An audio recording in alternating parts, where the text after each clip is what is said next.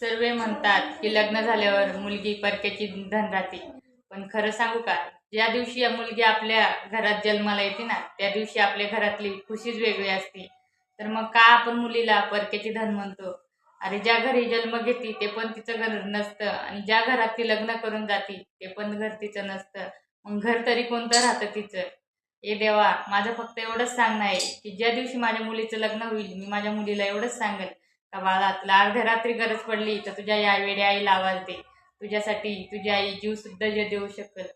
कारण ज्या दिवशी आपण जन्म देतो हा विचार नाही करते की ही मुलगी आपण दुसऱ्याच्या हातात सोपणार आहे. जसं मुलगा आपला राहतं तसंच मुलगी पण आपली माना. का बरं, आयुष्याला दिवा लावायला मुलगाच चालतो का, मुलगी नाही चालत का? अरे ज्या दिवशी आपण मरतो ना, त्या दिवशी सर्वात जास्त रडू तर आपल्या मुलीलाच येतं, आणि मुलगीशिवाय कुठंच घर भरत नाही, हे लक्षात ठेवा. जिथं मुलगी नाही ना, तिथं घरात कोणत्याच